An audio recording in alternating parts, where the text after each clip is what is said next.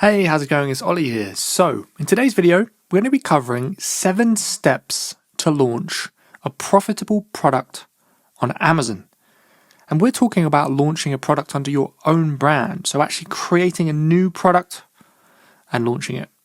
So how do you do this with a really decent margin? I'm talking 30% and upwards. Well, step 1, which is really important in today's marketplace, is to find an unsexy and inconvenient niche. So what are these things and how do we break them down and implement them? Well, any marketplace that's sexy, quote unquote, is going to attract a lot of people, right? Think about becoming like a rock star. Everybody wants to do it. Therefore, there's loads of competition. You've got to be the best band in the universe to break through in that marketplace, right? Well, it's the same on Amazon. If something's trendy, if it's cool, if it's on top of public mind, it's going to be harder to sell. Take the Stanley Cup a couple of years ago. I mean, this thing, for some unknown reason, to me it looks like the ugliest product ever made, but I'm not the market, I don't decide. It became so popular, right? And loads of copycat products started to appear, trying to rip off the Stanley Cup, and they all failed. Why? Because people want the real deal, the real McCoy, the original, but also because it was just a race to the bottom. All right, so find something unsexy. Okay, wall brackets are unsexy, but they sell day in, day out. That's the kind of thing we want. Secondly, inconvenient.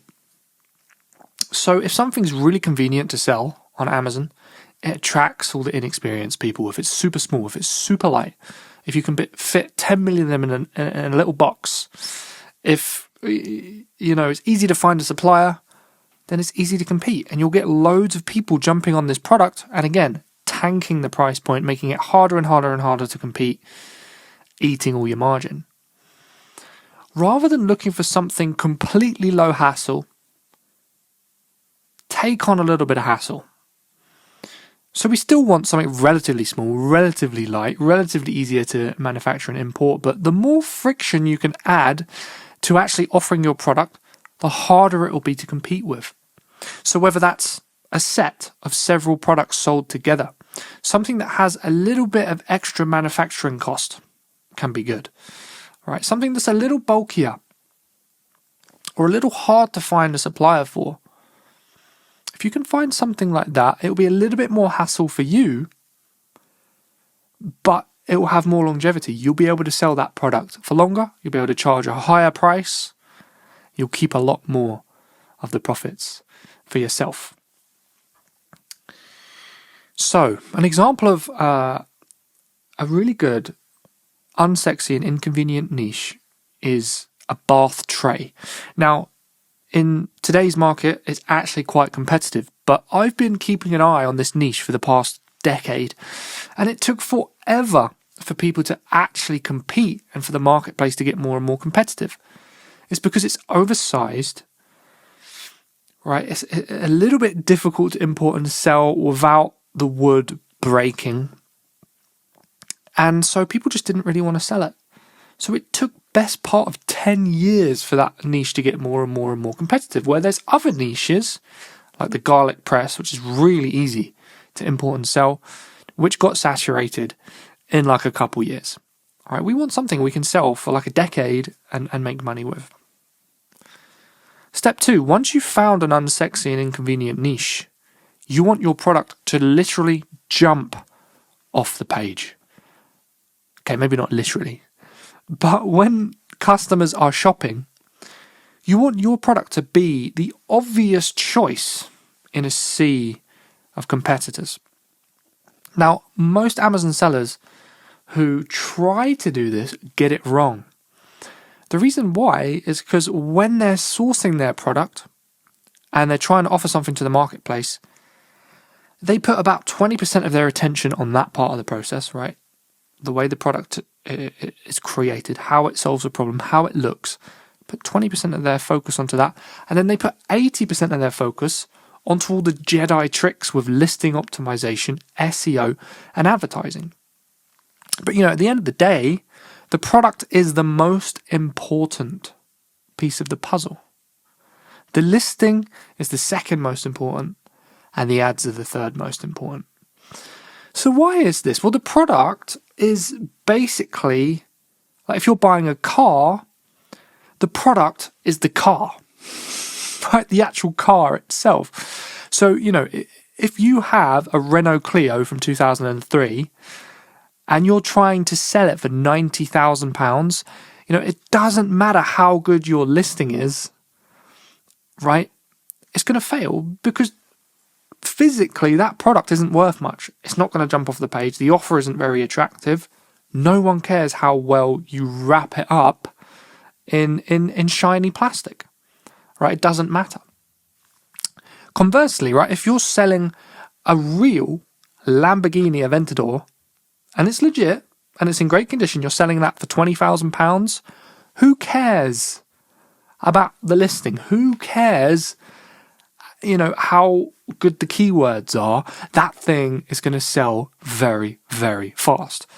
And if you do find one, by the way, a Lamborghini for 20k, do let me know, because I'll be buying that tomorrow, right? But the point is to understand what thing to prioritize, right? You can't polish a turd with good listing and good ads. So how do we actually make sure then that our product is good? Well, when we're manufacturing it, we want it to be instantly obvious that your product solves the problem better than anyone else. And remember, we are visual creatures, right? We see things first and then we delve into the details. Let's look at an example of this. So if we take the fruit infuser water bottle niche, so many sellers copied each other in this niche. And what they would sell is a water bottle where the fruit would sit in a little compartment in the middle of the bottle with holes. And then you'd pour water in the bottle, fill it up, and the fruit juices would infuse into the water and then you'd drink it, right? And, everyone was copying each other. So there's so many of the same products and they're failing. Like they're not doing that well. This product's currently making £17 a month, for example, right? This one is doing, let's take another copycat, £200 a month, which is not great, £400 a month, etc. Now, once upon a time, a lot of this designer products were doing about 3k a month, 4k a month. And lots of customers were buying them, but there was a fundamental flaw in the design. And that is that the fruit would sit in the water for long periods of time and the taste would start to get worse and worse and worse over time. Right? The acidity would increase and the fruit would start to denature after a while and it wasn't pretty. So, after a while, Hydracy came along with a completely new design. Rather than putting water in a compartment, the fruit in a compartment in the bottle, they put it in the cap, in the top part. So the fruit would only get submerged in water when you actually drink it. Very simple, but very effective. And it was a solution. It looked so different from everything else on the page. The customer could instantly see that this was, very different. And that's why they're doing £23,000 a month and all the other copycats are doing less than 3k a month. Some of them are completely failing. Now, to illustrate my point here about the product being more important than the listing and the ads, you don't need a whole listing to tell you that this product is different and better. You can see it straight away from the picture. When you do go into the listing, obviously what it does is it finishes the job. Right? Customers assume that this product looks better, solves the job in a more effective way. The listing seals the deal. And every bit about it accentuates why it's better than the other products in the market, so that the customer actually converts, adds to cart, and buys it. And that's what we want to remember. We want to put all of our energy into product development and let the listing and the ads finish the job. Now, once we've got a product that jumps off the page in an unsexy and inconvenient niche, then step 3 is to think about compliance. So with Amazon, They just want to make sure customers are buying products that are legal, right? And this is, again, a very boring part of the business, right? But I just don't want you to get caught out. So what we want to do is just document everything. Document who you're buying the product from. If the product does need any kind of safety certificates or anything like that, make sure you've got them and keep them to hand. All right, so if Amazon does ask you to prove anything about your supply chain, you can. Now, with this in mind, there's certain niches we want to avoid. For example, toys. Over the years, Amazon have got more and more and more strict on proving your safety certificates if you're selling toys. And there's a few other niches where this is the case as well. So pick a niche that isn't going to cause you massive headaches, and then just make sure you've documented where you got all the products from along the way. So if Amazon does give you some kind of issue, you can just be like, look, this is what I bought, this is who I bought it from, I'm a legitimate seller, and they'll just let you keep selling. All right, step 4, test batch. So at this point, we've got our niche, we've developed a product or planned to, we know it's compliant. Finally, we want to validate that all that stuff that we've done up until now is actually true, right? Does our niche have potential? Does our product actually jump off the page? And are Amazon going to give us any headaches? Well, by buying a very small quantity of stock, we can see this within like 30 days, whether it's worth proceeding with or not, right? So with a test batch, like, we don't want to aim for profit here. We just want to chuck a few products onto Amazon, see if it sells. And rather than trying to be profitable, which is difficult with a small quantity of stock, right? The cost per unit is going to be higher. Instead, we want to aim to gather data, right? How much can we charge for the product? If we were to buy in bulk, how much profit would we be making, right? Which variation do customers like? Maybe you could test a few different colors, a few different designs to see which one, again, jumps off the page. Is Amazon asking you to prove anything about your product when you create the listing, right? A test batch is really just for your peace of mind. So when you do go ahead and invest more money into inventory, you know that you're not just wasting your money and your time, right? So super important. And once we've done that process and we've sold 50 units, then we can create some projections and almost simulate what it's going to look like when we buy 500 and see how much profit we could make. If we have a plan that works on paper, it's much higher chance that plan is going to work in practice, right? Then we're going to move on to step 5, the big launch. So the big launch is where you go, okay, I've got 50 units of this thing to sell. It looks like we're going to be very profitable. Fantastic. And with the test batch, you've validated all the above. With the big launch, we want to validate that you are actually going to make profit. All right. Super, super important. This is where you get 500 units, ship it over to the UK, send it into Amazon. And through doing this, we want to A, aim to make profit, B, optimize, right? Keep optimizing. So make the listing better, make the photos better, make the bullets and the title and everything better, and just keep testing and tweaking and optimizing so the next batch of stock you buy makes you even more profit, right? And doing this properly, taking the time to test on your big launch, means things only get better the more stock when you reorder. Now, once you've done your big launch, we'll move on to step 6, which is inventory timing. So, unfortunately, I made a terrible mistake back in 2016, and I learned this the hard way. If you get too optimistic about how well your product is selling, and you don't have 12 months of history of sales that tell you the story of how well your product sells throughout the year, and you order way too much stock, it could go very wrong. So I had a product that sold really well in September, October, November, December, January. It was a bath pillow. And it was super popular. So in January, I was like, okay, let's order more stock. and I want to make more profit.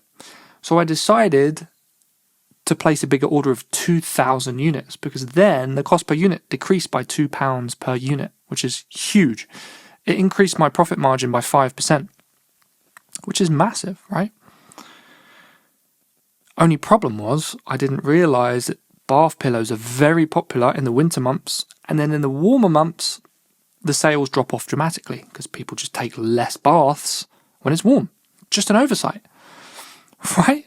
So I used my limited data pool of about 5 months of sales to project the next 12 months of sales with the product. Spent £20,000 on stock, shipped it into Amazon, and then realised the sales were tanking. So long story short, cost me loads in fees for long-term storage fees. Didn't start really properly picking up in the way I thought it would until September. So it was like April, May, June, July, September, 5 months, 4 or 5 months of not having the sales I wanted. And it meant a lot of my cash was tied up in this order. And it was just, a mistake that I wasn't prepared to make again. What I should have done is taken 12 months of sales data from other products that had actually sold throughout the previous year and used that to make projections. Right, slowed down a bit before ordering more stock and realised, the summer months this will sell slower. Maybe ordered 500 units just to tie me over until Q4. And then, towards the end of summer, then get the big order ready for the high season. So during your big launch, you'll get an idea of sales volume, but when you place more orders in the future, don't get too optimistic, right? And just be careful. Another thing you need to do as well is de-risk, because at some point, no matter how good you are at inventory timing, you are going to screw up. Like the amount of successful Amazon sellers I've worked with who said, Ollie, I wish I ordered more stock. Right? I mean, the number just keeps going up and up. Why? Because sometimes you're just going to get it wrong. Right? So have a backup plan. If you don't order enough stock, plan to increase the price in your last 50 to 100 units so the sales slow down and you still get consistent sales for a while, ideally with more profit. All right? If you order too much stock, have a backup plan, right? What to do with the rest of the stock. Maybe you could liquidate some. Maybe you could drop the price a little, right? Just so you can sell it through faster. Maybe you can have some backup storage space so you don't have long-term storage fees with Amazon. And then finally, step 7, double down. Now this is really, really important. And again, this is something a lot of Amazon sellers get wrong. So if all of this stuff has worked, which it should do if you've done the steps properly, then you've found a pattern, right? You found a pattern. Ultimately, one of the most important skills you have as an entrepreneur is pattern recognition, right? So what is a pattern? Well, it's basically where you figure out which dots to connect together in order to make money, right? If this is working, you've connected the dots and you found that path that makes cash, that gets you the result. So what a lot of entrepreneurs do is they connect these dots, they find this path, they make money and they go, well, I've done all this stuff, right? Innovating, digging, looking for opportunities, testing, launching, projections, etc. And they go, well, to make more money, surely I should just start from the top again and do all that stuff again, right? What a waste of time. Instead of just going back into hard mode, realize that you found like a golden goose, just follow the path again, right? Go back into the niche that you found that works. Launch a product that's similar, that jumps off the page, maybe a different color, maybe a different size, right? So your fruit infuser water bottle, you've launched a blue one, launch a red one, launch a pink one, launch a smaller one, launch a bigger one, right? You know that it's compliant. So just keep doing test batches of different variations of the product. Keep doing big launches of the stock that works well, right? And then you're going to have to tweak your inventory timing with this. The more lines you have, the better your inventory timing will need to be. You'll be juggling more plates. But the point is, rinse and repeat, right? Stay in your lane. And the idea is to keep doing this and launching different variations of your product until it doesn't work anymore. Right? And there'll be a point where you've pretty much exhausted everything in this unsexy and inconvenient niche. Then it's time to start the process again. Do some research for another product and start testing in different niches to expand your brand to other products. So these are the 7 steps that are working right now to launch a profitable product on Amazon. If you want decent margins, this is the plan to follow. So if you would like some help with this, there's a link in the description. You can book a call with me or have a chat. We'll talk about your goals, figure out what kind of business you want to build, what kind of income you want to make. We'll talk about what you've tried before or where you're starting from now, just so I understand, where what we can put in the beginning of our plan. And then finally, we'll talk about things you might need help with along the way. All right, what part of this puzzle confuses you or doesn't make sense?